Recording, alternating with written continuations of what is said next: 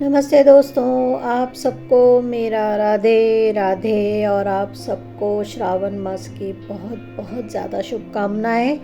और मुझे पूरी आशा है कि आप लोग बहुत ही भक्ति भाव से शिव जी की आराधना कर रहे होंगे और शिव जी उनकी कृपा आप पर बरसा रहे होंगे। तो दोस्तों, आ गई हूँ आज एक नई कहानी लेकर। लेकिन जैसे कि मैं हमेशा संतों की कहानी लेकर आती हूँ, पर इस बार मैंने सोचा कि अभी श्रावण शुरू हुआ है। जैसे कि आप जानते हैं, हम महाराष्ट्र में मैं रहती हूँ। तो महाराष्ट्र में अमावस्या के बाद श्रावण मास शुरू होता है। और श्रावण मास जब शुरू होता है तो हम पूरा एक महीना अमावस्या से अमावस्या तक चलता है। तो हम महाराष्ट्र में अभी 25 जुलाई से श्रावण मास शुरू हुआ है और उसी के साथ आज पहला श्रावण है। तो आप सबको हमारे महाराष्ट्र के पहले श्रावण की मैं बहुत बहुत शुभकामनाएं देती हूँ और आशा करती हूँ कि शिव जी आप पर हमेशा ही कृपा बरसाए रखें। तो दोस्तों, मैंने सोचा कि अब ये पूरा जो श्रावण मास है तो इसमें मैं जी की कथाएं लेकर आऊँ इस पूरे श्रावण मास में। और शिव जी के अलग अलग जो अवतार हैं उनकी, और साथ ही साथ उनके भक्तों की जो कथाएं हैं, जो सच्ची कथाएं हैं, उसको मैं आपके सामने लेकर आऊँ। तो पूरा श्रावण महीना आपको अभी मेरी तरफ से शिव जी की कथाएं सुनने को मिलेंगी। शिव जी के बारे में शिव जी ने किन लोगों पर कृपा की, किन भक्तों पर कृपा दृष्टि की, इसकी सारी कथाएं मैं जितनी मुझसे हो सकती हैं मैं लाने की कोशिश करूँगी। तो बढ़ते आज की कहानी की तरफ। आज की कहानी भी एक सच्ची कहानी है जो कि मुझे लगता है बहुत लोगों को पता होगी, लेकिन फिर भी मैं आज मेरी तरफ से उसको आपके सामने ला रही हूँ। तो ये कथा है एक बहुत बड़े ब्राह्मण की। एक ब्राह्मण दंपति था, बहुत शिव भक्त था वो। इतना बड़ा शिव भक्त था कि शिव जी के आगे वो किसी चीज़ को मानता ही नहीं था। दिन भर उसके मुख में सिर्फ शिव जी का ही नाम जप चलता रहता था।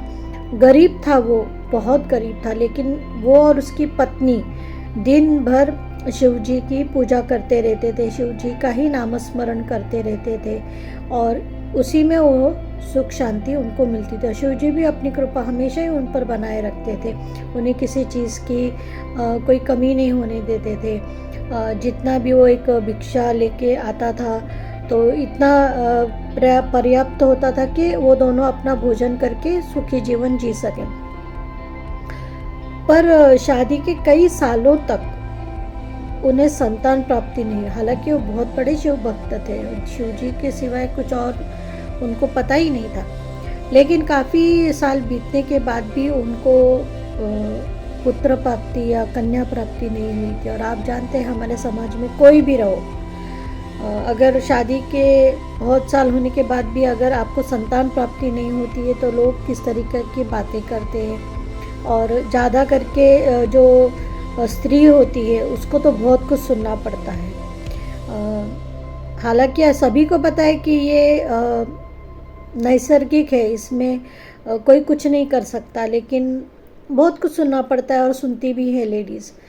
तो ऐसे ही वो जो शिव भक्त थे, उनकी जो पत्नी थी, वो जब भी गांव में पानी लेने के लिए या किसी और काम से जाती थी तो वहाँ की जो स्त्रियाँ थी वो उन्हें बहुत टोकती थी, बहुत कुछ बोलती थी। मैं अभी वीडियो पे वो सब नहीं लाऊंगी क्योंकि वो अपशब्द लेना मुझे खुद पसंद नहीं है, इसीलिए मैं नहीं लाऊंगी। लेकिन आप समझ सकते हो कि क्या क्या नाम रख सकते हैं। तो इसी चीज़ों से तंग आकर एक दिन उनकी जो पत्नी है वो इतनी रोने लगी कि वो उन्हें लगा कि मेरा जीवन तो बस ख़त्म है, मुझे संतान नहीं है, मेरा जीवन ख़त्म है। और इसलिए फिर उन्होंने आत्महत्या करने की कोशिश की, लेकिन शिव जी की कृपा से वो बच गई। जो ब्राह्मण जी थे उन्होंने अपनी पत्नी को बचाया वगैरह। तो उन्हें बहुत दुख हुआ।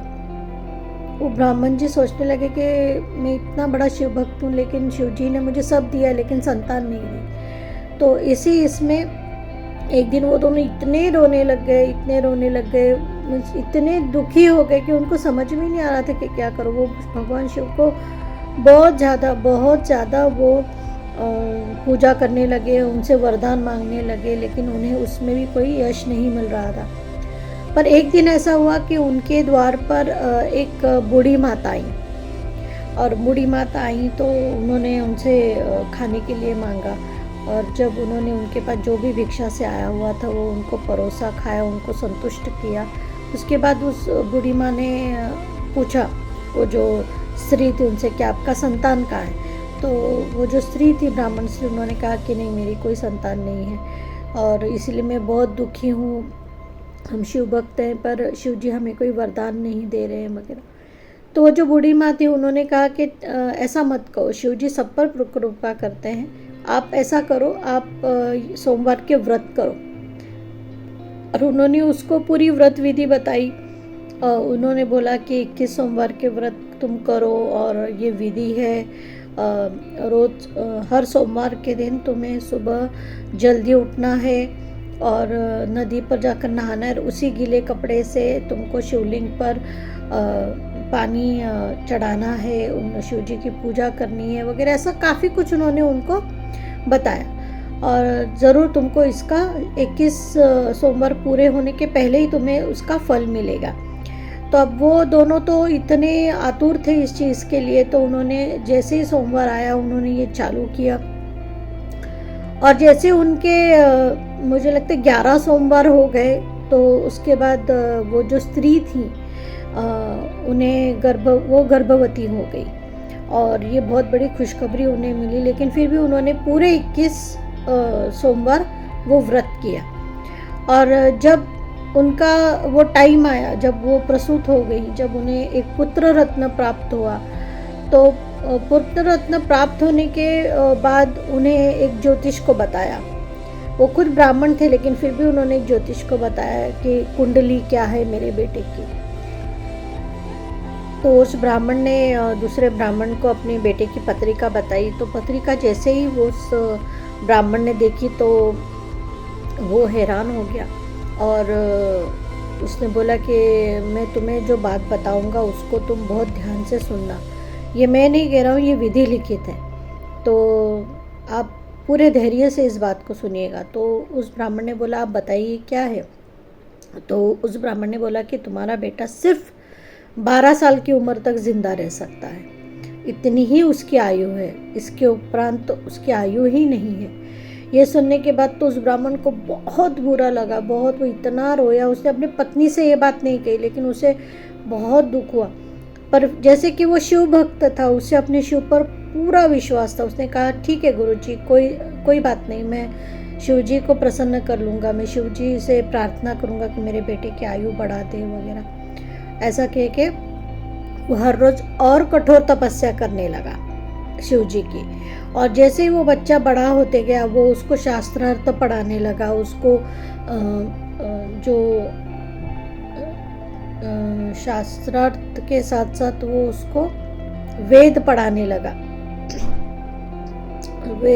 लगा, और साथ ही साथ वो उसे कई और अच्छी शिक्षाएं देने लगा।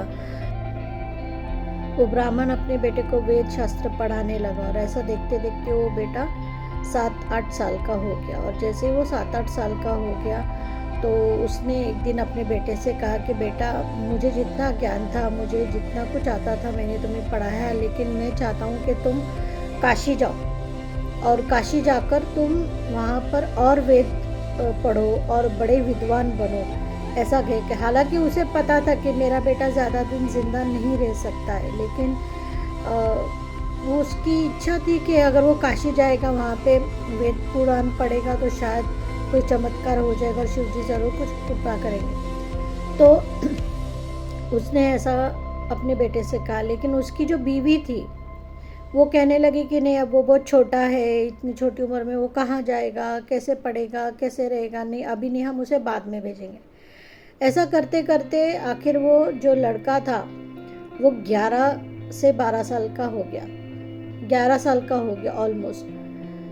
तो अब तो उस पंडित को उसको भेजना ही था, क्योंकि वो जानता था मेरा बेटा सिर्फ और 1 ही साल जीवंत रह सकता है, उसके ऊपर वो जीवंत नहीं रहेगा।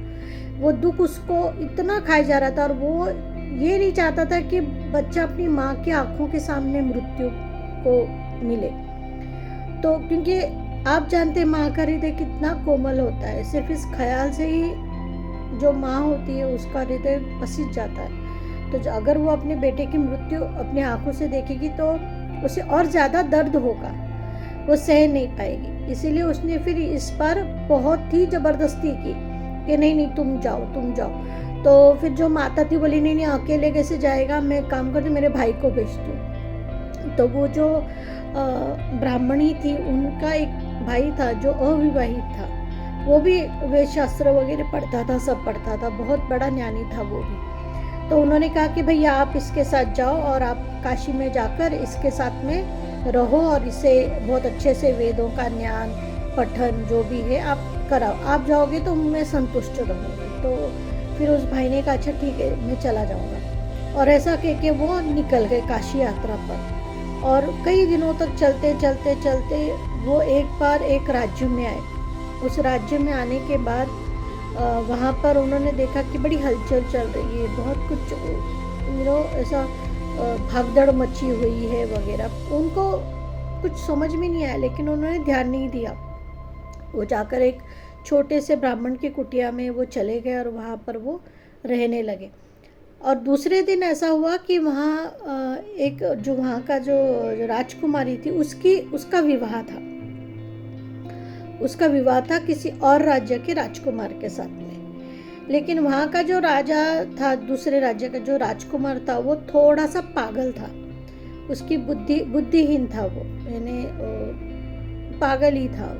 पर उन्होंने अब उस राजा जो कन्या है उसके पिता को ये बात पता ही नहीं थी। अब वो जो राजकुमार था जिसका विवाह होने वाला था वो तो पागल था। अब आप तो जानते हैं ऐसे लोग तो किसी के कंट्रोल में होते ही नहीं है। तो शादी के एक दिन पहले ही वो वहाँ से भाग गया।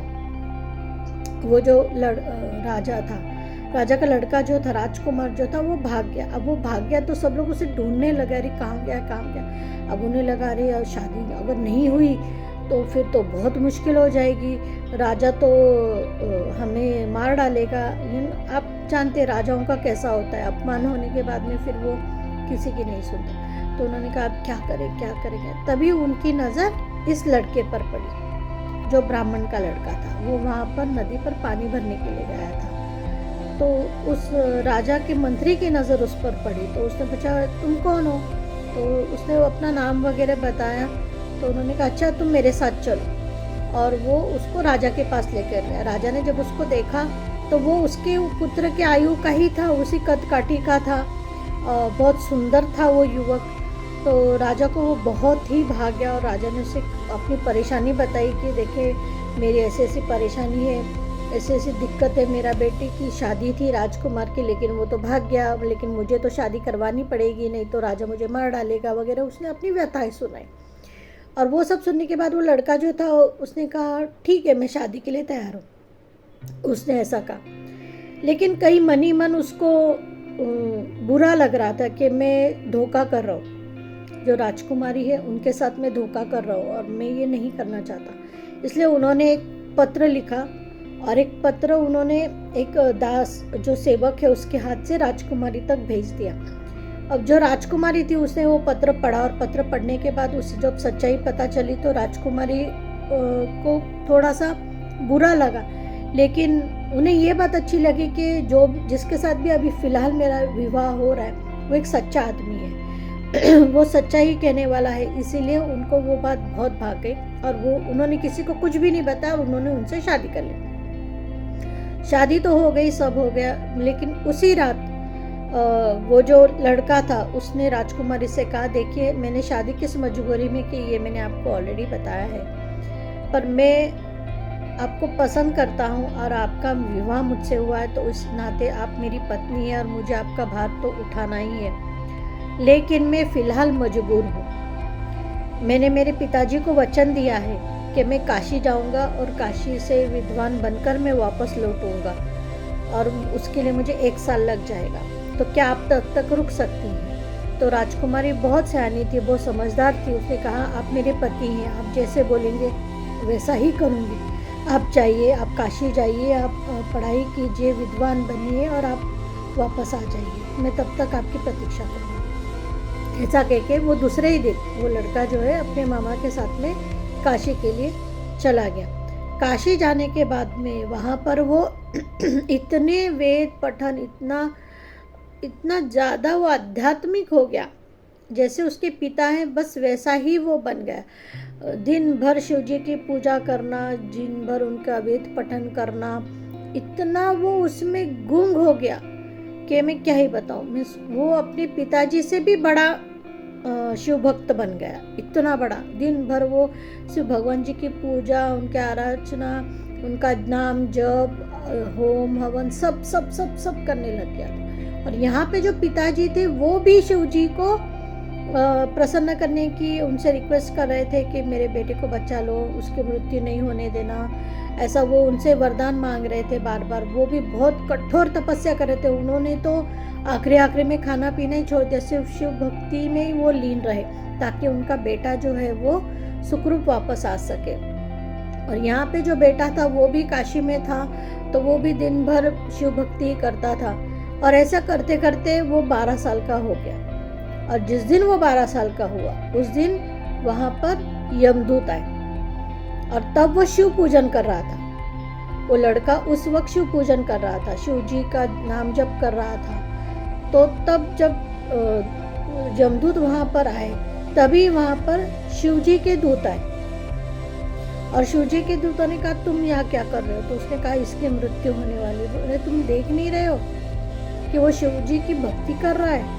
और जो शिव जी का इतना परम भक्त है तुम उसको ले ही कैसे जा सकते हो? शिव जी ने इसको जीवन दान दिया है, शिव जी ने इसको अमर करने का विचार किया है, तो ये अभी मृत्यु नहीं कर सकता, इसकी मृत्यु नहीं हो सकती और तुम यहाँ से चले जाओ। ऐसा कह के जो यमदूत थे उनको तो शिव गणों की बात माननी थी, तो वो वापस चले गए। और वो जो लड़का था उसकी 12 वर्ष की आयु पूरी हो गई, लेकिन वो इतना कठोर शिव भक्ति कर रहा था, अपने पिताजी से भी बड़ा शिव भक्त बन गया था। इस वजह से शिव जी उस पर बहुत प्रसन्न थे कि इसने मेरी इतनी सेवा की है और आने वाले दिनों में भी ये बहुत बड़ा विद्वान बनेगा और ये मेरा प्रचार करेगा और लोगों में शिव भक्ति फैलाएगा, शिव जी की लीलाओं का विस्तार करेगा। मीन्स इतना शिव जी ने उसको आशीर्वाद दिया। और यहाँ पर उसके पिताजी को भी दर्शन दिए शिव जी ने। जिस दिन उसका 12वां जन्मदिन था, जिस दिन यमदूत उसको लेने आए थे, उसी वक्त शिव जी ने उनके पिताजी को भी दर्शन दिए और उनसे कहा कि तुम चिंता मत करो, तुम्हारे पुत्र को कुछ नहीं होगा, मैंने उसको अमर होने का मैंने उसको वरदान दिया है और वो जीवित है और वो मेरी बहुत ख्याति बढ़ाएगा और वो बहुत बड़ा विद्वान बनेगा और बहुत जल्द वो तुमसे मिलने आएगा। तो मैंने तुमको ये वरदान दिया है, तुम्हारा बेटा बिल्कुल ठीक है, अब तुम अपनी कठोर तपस्या को खत्म करो, मैं तुमसे बहुत प्रसन्न हूँ। ऐसा कह के शिव जी विलीन हो गए। उसके कुछ दिन बाद फिर वो जो लड़का था वो जब उसकी सारी पढ़ाई पूरी हो गई, उसने सब विद्वानों से सब कुछ सीख लिया, उसके बाद जब वो वापस आया तो आते आते उसने राजकुमारी से मुलाकात की और जैसे कि राजकुमारी उसकी पत्नी थी उसको लेकर वो वापस अपने घर आया, अपने माँ बाप पिताजी के पास में। और उन्होंने जब देखा कि हमारे बेटे ने शादी कर ली है एक राजकुमारी से और हमारा बेटा जीवंत है, तो उनको इतनी खुशी हुई उनको कि उन्होंने उसको गले से लगा दिया और आशीर्वाद दिया। और वो बेटा इतना बड़ा विद्वान बना आगे जाके कि उसने अपने पूरे माता पिता का नाम रोशन कर दिया। तो दोस्तों ये थी आज की कहानी। तो आपने देखा कि अगर हम सच्चे मन से भक्ति करें, शिव जी की भक्ति, ऐसा नहीं आप किसी की भी भक्ति करो, लेकिन अगर आप सच्चे मन से भक्ति करोगे तो शिव जी को भी आपको वरदान देना ही पड़ेगा। शिव जी को आपको जीवन दान और साथ ही साथ आपको अच्छी समझ, नॉलेज, उसके साथ ही आपको अच्छी दिनचर्या आपकी, या आपको जो भी चाहिए वो शिव जी आपको देंगे। या जो भी भगवान की आप पूजा करते हैं वो आप पे प्रसन्न होकर आपको देंगे। आज के डेट में हमें भगवान दिखते नहीं है, लेकिन हम अगर मन से याद करेंगे तो वो ज़रूर हमें प्रसन्न होते हैं और उसके जो निशानियाँ हैं वो हमें धीरे धीरे पता होने लग जाती है। तो मैं आशा करती हूँ दोस्तों कि आपको ये कहानी पसंद आई होगी और अगर पसंद आई होगी तो प्लीज़ लाइक शेयर सब्सक्राइब कीजिए और कमेंट्स में मुझे ज़रूर लिखिए कि आपको ये कहानी कैसी लगी। तब तक मिलती हूँ आपसे अगले ऐसे ही एक और सुंदर कथा में, जो कि शिव जी के बारे में ही होगी। तब तक आप सबको मेरा राधे राधे।